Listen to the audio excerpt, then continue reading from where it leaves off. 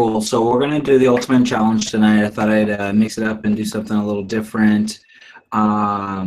Cool. So this one, if you've known me for a while, this discussion may be a little familiar, but it's always one of the greatest. So what I like to do is we've done quite a few different segments where it's like, what's your favorite film, like your true favorite film, like, you know, your true self and stuff. So this next segment is going to be mostly like about comprehension. So it's mostly, specifically, this is going to be a segment about your understanding of what you're watching, right? So this, I like to do this one a lot because this one will separate people completely, right?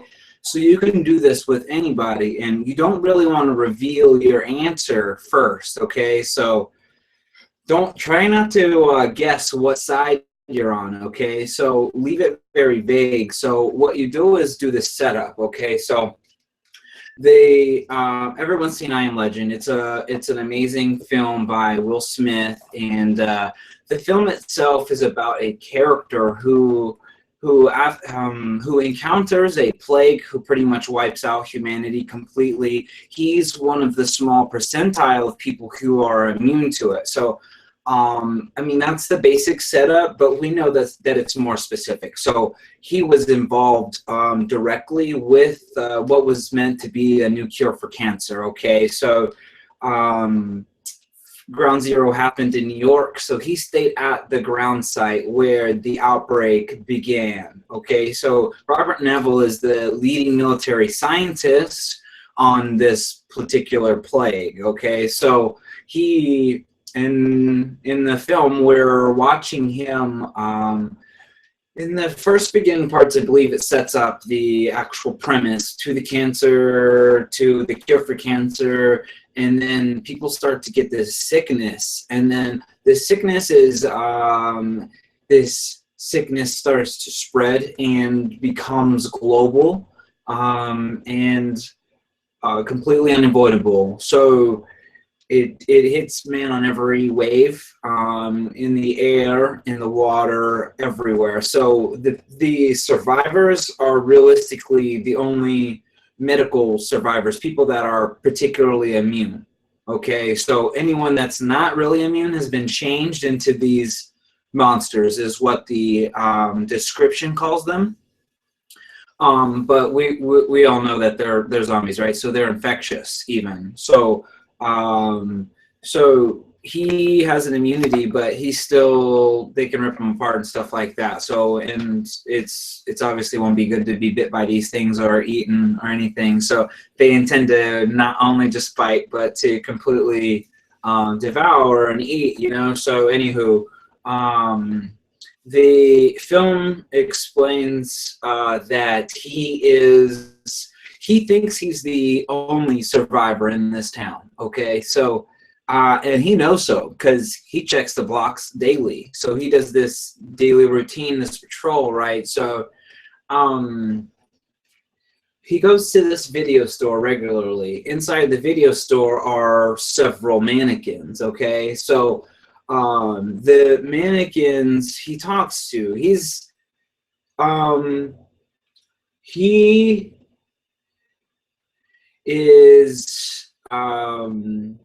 in a specific difficult place. His plight is more than just everyone's gone.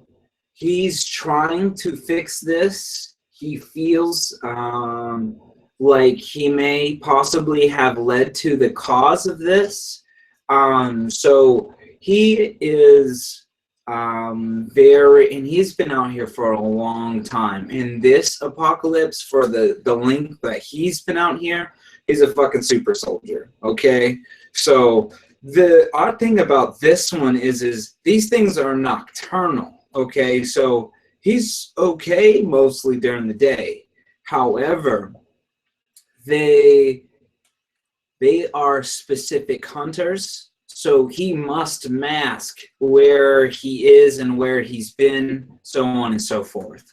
So he has gotten really good at covering his tracks. So he uses a series of steps as precautions to make sure that that he is safe daily. So, and it's monotonous process, because even at night, having excessive light or having excessive sound is going to drive these creatures toward him. So he has isolated himself to the point to where he's living in his own home, as if this disaster almost never even touched him. Okay, so he is staying in his own home. He has a dog who in the beginning was a puppy, and we now see that the dog is a adult dog.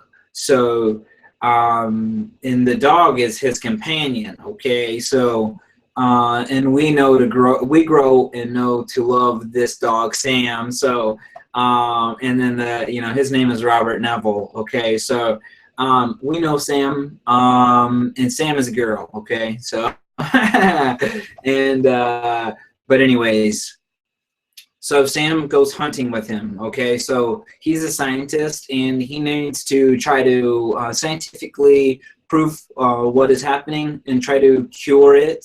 And that's what he's doing, is the series of experiments. So in the beginning of what we see of the post-apocalyptic city, we see him start these experiments. He goes into this particular building, and so anywho, he goes to he's securing the perimeter, and he apparently hunts out here. So actually, he's hunting deer, and lions take his deer, right? So the things that have, I guess, come from the zoo and stuff, right? So the disease has affected animals, some animals as well, and not all of them have this disease, but there are like these hellhound type creatures. Anywho, his dog runs into this building. The dog is very precious to him, and he goes in, and he goes after this dog, and he and this dog escape barely. Okay, when he goes in here, this is the first time that we've seen these creatures close up. Okay, so when we go into this building, these beasts are huddled together in a dark corner, and almost so ravenous and hungry and starving, it seems, is that they're biting and nipping at each other, kind of like a pack of wolves, or but anywho, they're undead creatures, so it's hard to see them like living creatures. In the way that I saw and understood this scene, it led me to believe that they were mindless creatures. Not even the lowest of creatures could. So these creatures are not even as smart as the dumbest creatures that we know. So take folklore from other films and such. So ogres from The Lord of the Rings and trolls and stuff. These things are less than those even, right? So, and then even some of the things that are just like ravenous things that just kill and a lot of things, these seem to be even less than those, So they, to me, as I've depicted them in some of my own literature, is more like demons. So these are more creatures of darkness. Anyways, cool. So the dog gets into this room, and Robert knows that this dog is going to become food very fast. So he goes in to this building after it. So the building is dark even though it is midday. Okay, so anywho, they escape with their lives barely, and he goes back to this building and uses one of the creatures from this building in particular as one of his test subjects. During this process, he uses a particular trap. okay? A signature trap, okay? So when you're setting this up for your people, don't, you obviously won't explain all of the things in thorough detail like I have, but I both want to know that we're understanding one another, and that I will explain the debacle.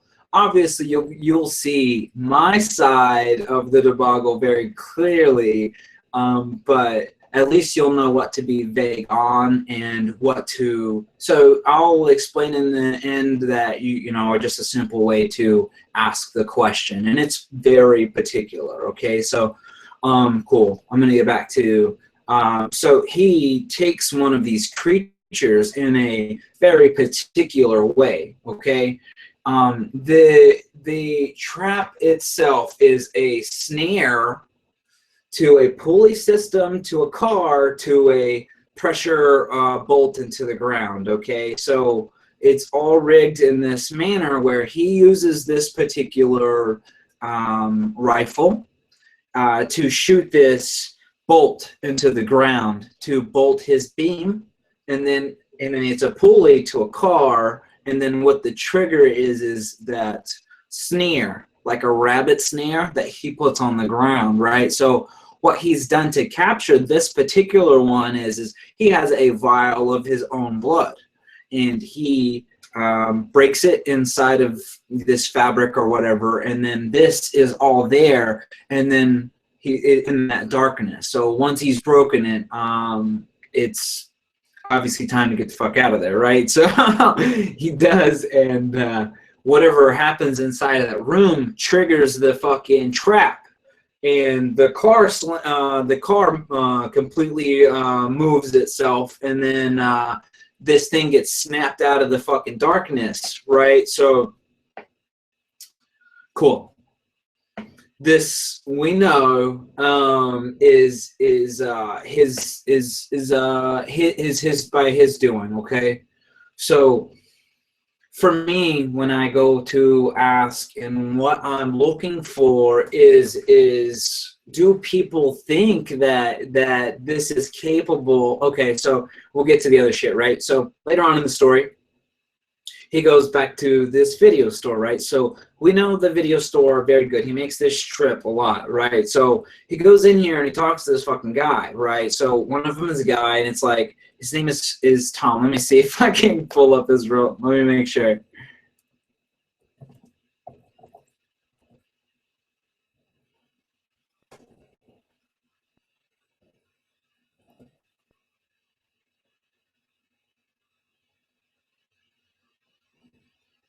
So Fred, okay, is Fred is the name of the mannequin. Okay, so on this, so okay, he is having a particular day, I believe, like a particularly down day. So he gets, he comes in and he talks to a couple of the mannequins. One of them's a girl, you know, he acts like, you know, he's like, you know, schmoozing on her and shit. And then, you know, the other guy's there and he talks to him and shit too, right? So, anywho, the,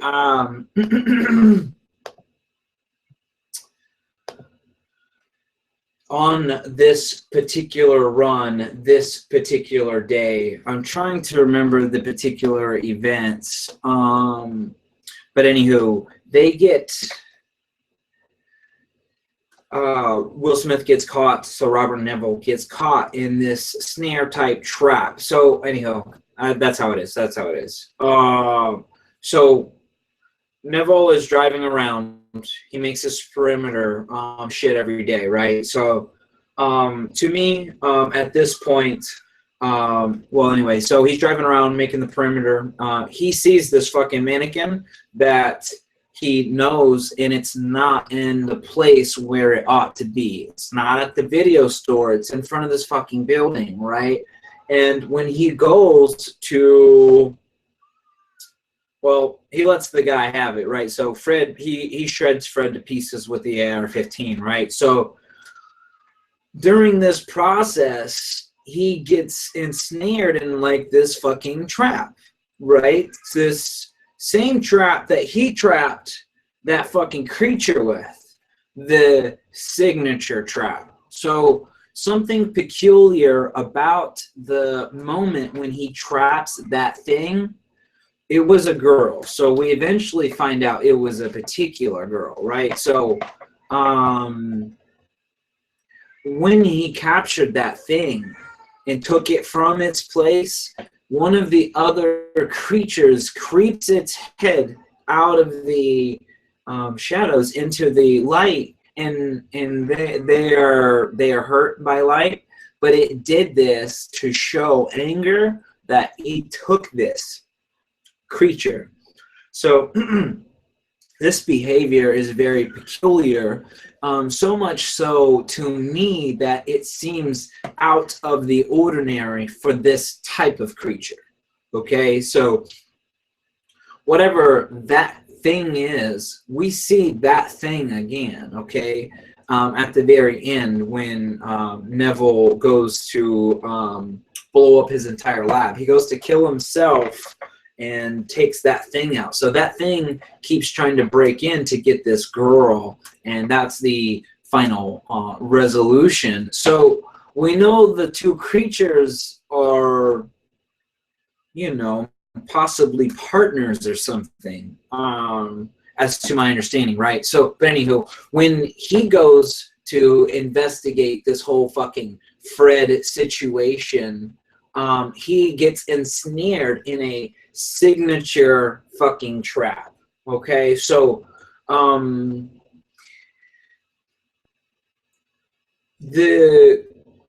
and it doesn't make any sense, right? So these stupid ravenous creatures, you know, so anyways, he gets ensnared in this, and the sun is going down, right? So he cuts himself out of this, and on the way cutting himself out of this, he stabs himself in the thigh with that blade that he cuts himself down with, right? So he is now trying to evade the oncoming darkness, and then out of the darkness in this wrecked building in front of him where Fred was standing in front of, comes this fucking creature with these hellhounds, right? So he's got his own dog who's protecting him at this point, and while he's trying to creep back to his car to get into his car to get to his gun, right? So shade is covering most of the highway, and he's in light in sections, okay? So these things are kind of blocked by light, and as sun is setting, this shadow is increasing, going to allow these dogs to attack him and his dog trying to creep back to the truck, okay? Cool. So this shit goes down. So sun sets, Sam goes after these fucking dogs because they come right after him, right? So Sam gets bit almost instantly and gets tossed around, but Neville gets back to his car and is able to, I believe, kill the hounds and such. So, but anywho, the owner of the dogs was that fucking creature thing, right? So what people, okay, so cool. Here's the dilemma. Here's the debate. Here's what you'll ask, and here's inevitably the whole shebang-a-bang about the challenge, okay? So when it comes to it, just ask, you know, because people will be familiar with all that shit that we just talked about, okay? So I just needed you to understand my perspective on all of this, okay? So anywho, what you'll ask is ask anyone who has watched I Am Legend, how did Fred get out there? So you can just leave it at that. So this is specifically where everyone is going to be completely divided, okay? So I did this shit in film school in 2006. So it possibly was a year or so later. Let me see on the IMDb real quick.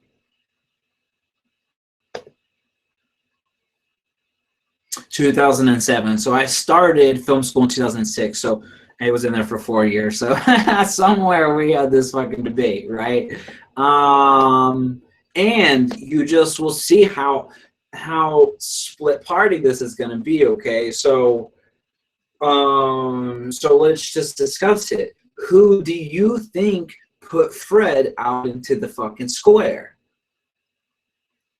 Okay, so I'm going to give you my answer, and, you know, you come up with yours, right? So obviously this is my fucking interpretation. So, and if you look, so why this is a dilemma is because there's no, this movie follows the golden rules, okay? There's no voiceovers.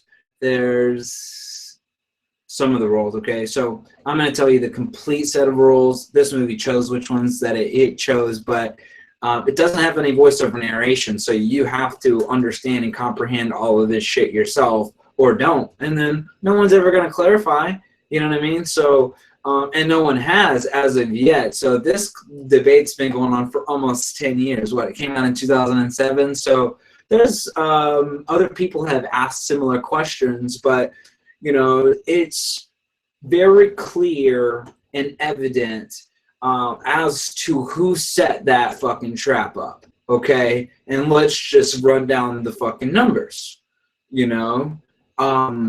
It's a signature trap. First off, you need the fucking gun, the bolt rifle, right? So Neville has the bolt rifle. So let's play, you know, Neville has the bolt rifle, right? So it's in the specific system. So you're telling, so what is going to happen is people are going to say that that fucking creature put Fred out in the square. And it does not, no. Neville went fucking crazy, so literally, okay? So we don't see him go crazy. All we do is see him on his regular patrol, okay? We don't have any fucking time frame or anything. All we're doing is watching whatever the director wants us to see, okay? So it's a signature trap, okay? And then just on this, and then, okay, so you have to put everything into play after this. What happens right after this? So right after this, this is it. For Neville, this seems to be the last fucking day on Earth. His subject and his experiment is going absolutely nowhere.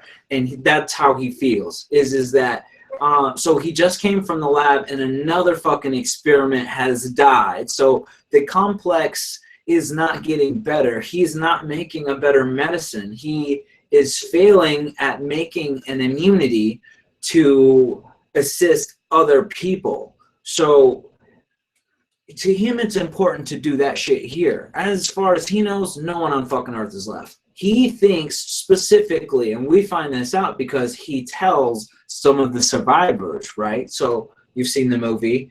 Right after this, he goes to fucking kill himself, okay? So let's not debate about that. On that fucking pier, he was going to kill himself and as many of them as he could, okay?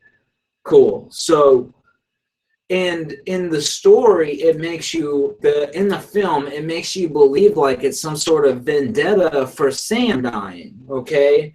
And, which does happen. This fucking dog, Sam, his our best friend, the companion, you know, that's been with us the entire film, just fucking turns into a zombie thing in his hands, and he has to kill it, right? So, you know, that was, Robert was already over the edge, okay? But let's just say he was done completely after Sam died, okay? So he goes to end as many of these things as possible, okay, and himself. So, and then during this process, he fucking flips his own vehicle, he's about to die, and then something comes to save him, which is a pair of headlights that drives right toward it. They're afraid of light, so they scatter pretty quickly, but they make a mad dash for him, grab him, put him in the vehicle, and then, you know, they fucking try to evade these things for as long as possible. When they get to the house, he's paranoid, even in this state, and he's very injured at this point. So So, anywho, we come to find out that they're survivors, and he runs down everything with them. So they know who he is from the newspapers. That he's the lead scientist, Robert Neville. He's very famous. So she knows him. She recognizes him, and he is in bad shape. Everything that we come to find about him is he's fucking losing it, okay? She has a kid with her, and she and him, through the both of them with their bond and their connection, are socially more stable at this point. He's off his shit, and it becomes very apparent as just how much whenever she eats his bacon, right? so anyways, he loses his shit over her. So he's passed out. They patch him up while he's out, and then, so they made it to his house through his instruction while he's knocked out. Okay, so he says to stay out till dawn, and then so he gives her some instructions. So so they make it back to his house, and so he wakes up, and they're there in his house watching his shit and eating his shit, and so she serves him, and she serves him his bacon, and he says that he was saving that bacon for New Year's, right? So and fucking destroys the whole plate, right? So he's not good with people right now, like at all, in the sense that he's really, really scary to kind of be around, right? So she stays close to her weapons even while he's in the room. But anywho, he tries to get over some of this. He's just in this tumultuous state. He's just lost, kind of like a child to him. And then these people show up, and it's like, why are they here, and why now? You know what I mean? And so God has something in store for him, right? So things change, and we grow with him toward the end. By the end, we just know that he's just ready to go home and see his family, right? So in the beginning, he has a wife and daughter that die in a helicopter crash right in front of his eyes. So by these creatures who pretty much jump onto something, who cascade some shit into their helicopter. So it blows up in front of his eyes. He goes back to doing all of his subject testing and cleanup work. So he does this fucking broadcast every day, telling survivors to come to this point. So that's how all of this has tied together. Is these survivors have heard his broadcast, make it to this dock on the same night that he's going to kill himself, and so that shit was just his day. He was done. Why and how people don't put this together is because we don't see him lose his shit. There's no, and that's what I mean is that you just have to be with him and go through what he goes through, and every day is a fucking pain for him. So he's fucking homicidal, suicidal, everything, right? So he, at this point in the story, is just, he's the last man on earth, and he's losing his shit. So this is a contraption that he's finagled to fucking end his own life. Like, it's hard for people to see it as that, because they can't put those pieces together. So maybe most people don't know madness in ways that they might have, felt similar, like the guilt that he is possessing that he cannot get rid of. There is no happiness in his world. There is only survival, and it's he's done surviving and just getting by. Okay, so he explains that the girl and the boy have given him a new hope for humanity. He gives them the cure, hides them, and then protects them by killing himself and killing all of the creatures that may kill them when they come out of this fucking safety box thing that he's made in his basement. Whereas where the zombies invade to come and get him, kill him, and get that girl. So the zombies, she stayed out till dawn. Somehow they tracked her, and it's through scent. So he always does this ammonia shit, and it gets rid of his scent. So anywho, her driving around at night led them particularly to a sector, and from there, you know, I guess it was just easy to deduce where he was at. So he has this fucking place rigged to shreds.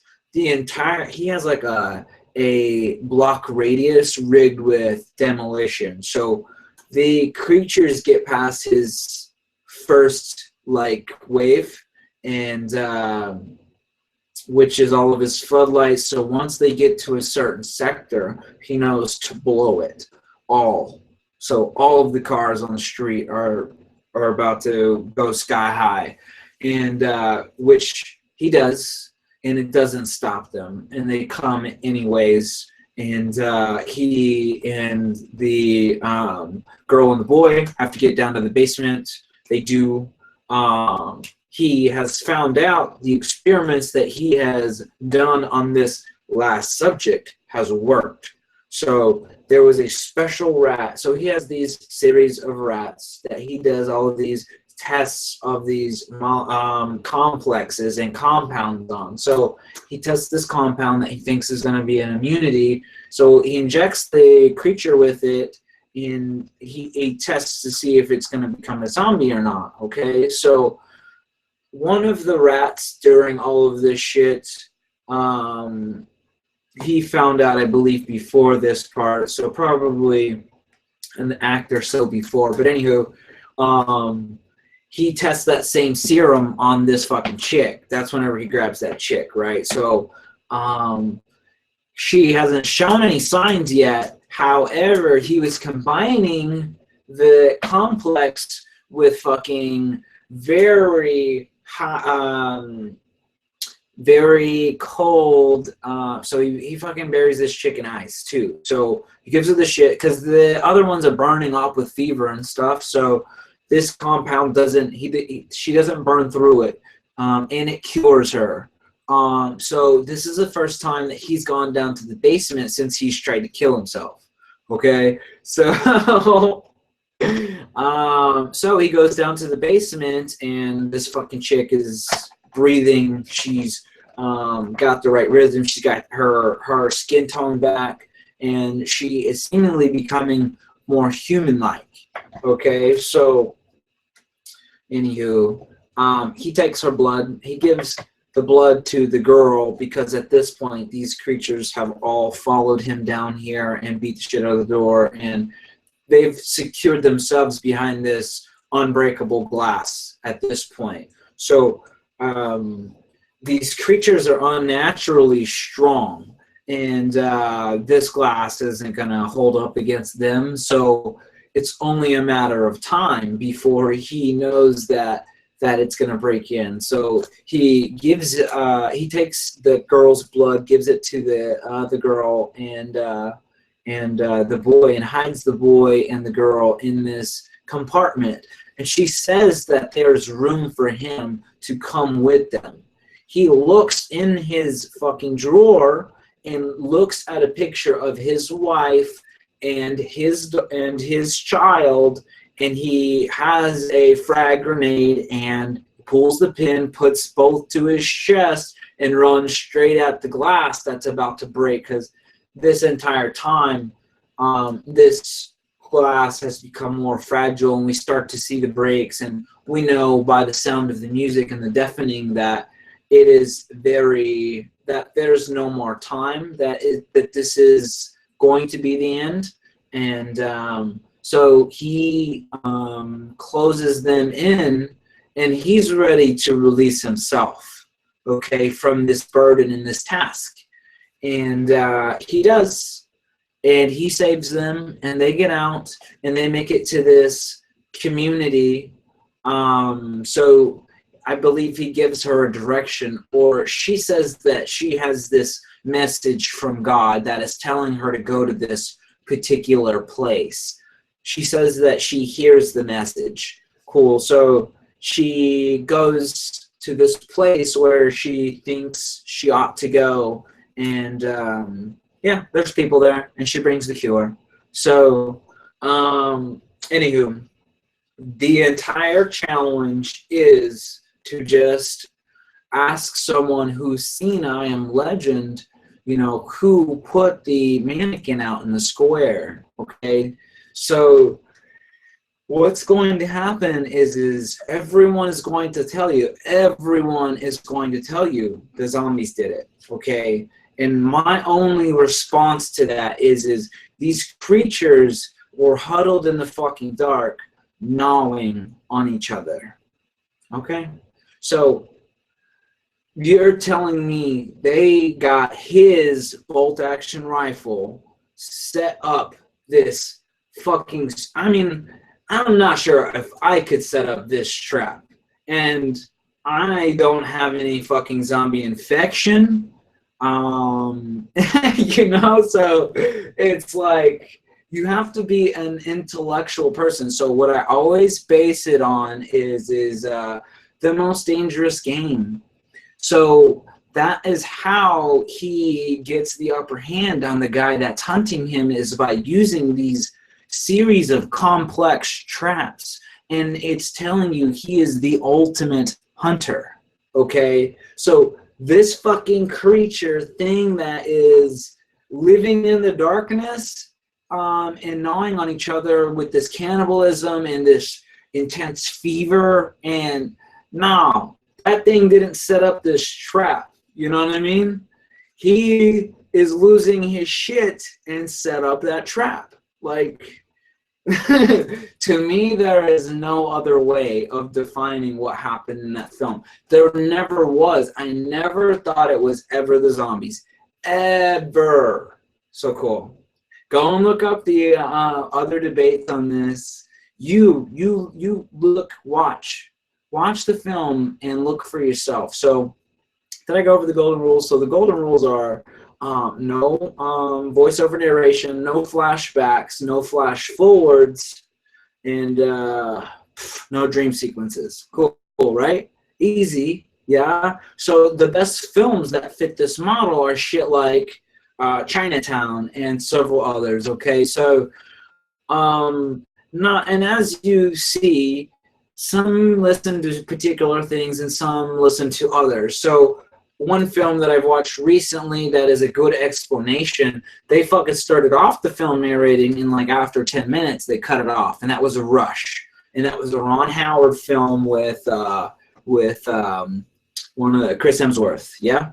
So they started out narrating it, and it was fucking super boring. I like wanted to turn it off almost immediately. Once they allow you to comprehend for yourself what is going on here visually, you don't walk me by my hand through a story that I'm trying to understand. That's like, it's like fucking, it's like cheating. It's like, no, you know, I don't need any assistance. So I like to come to these conclusions on my own. So this film, they don't answer it. I'm pretty sure someone has asked the director and stuff. And, you know, that's the thing about films, is they chopped it up, they put it out there that way. Maybe they combined it both so that you can never really tell or whatever. And who knows, right? So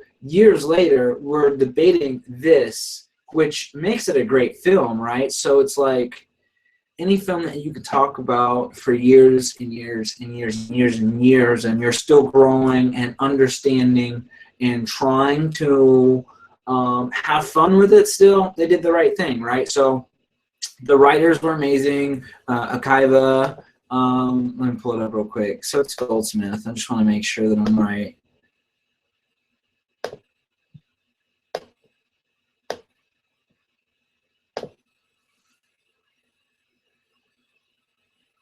Goldsman, Akiva Goldsman, and then another writer that I don't know. But Akiva does a lot of really good screenplays. I'm gonna pull up his IMDb and I'll tell you some of the others. So cool. So the Golden Rules are a very cool thing, and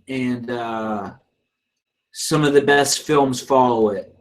So Akiva wrote I, Robot as well, and a few others as well.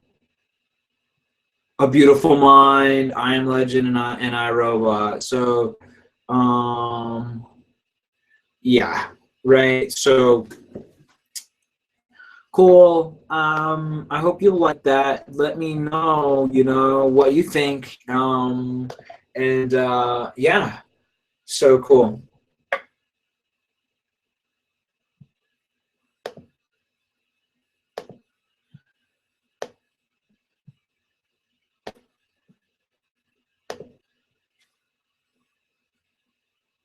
So definitely try that challenge with your friends, okay?